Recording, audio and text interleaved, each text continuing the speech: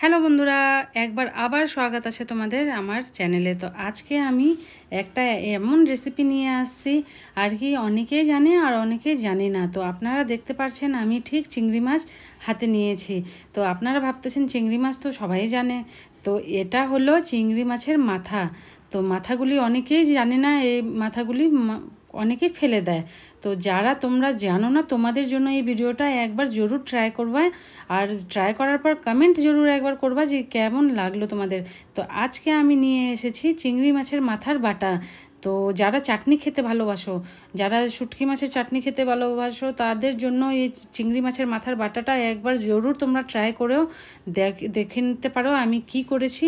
আমি চিংড়ি মাছের মাথাগুলো ভালো করে ধুয়ে নেওয়ার, লাল করে কড়কড়া করে ভেজে নেওয়ার পর তারপরে আমি একটা রসুন আর কাঁচা লঙ্কা ইউজ করতে পারো, শুকনো লঙ্কাও ইউজ করতে পারো।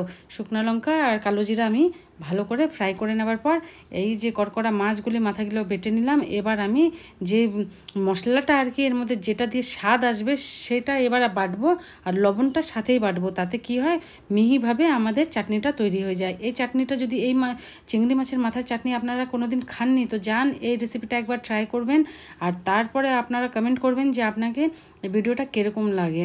গরম ভাতে চিংড়ি মাছের বাটা, আহা হা, কী স্বাদ, কী দারুণ। এবার তো আমি যাচ্ছি এই গরম ভাতে চিংড়ি মাছের বাটা দিয়ে এনজয় করতে। ভিডিও যদি আপনাদের ভালো লাগে তো লাইক অ্যান্ড সাবস্ক্রাইব করবেন বন্ধুরা।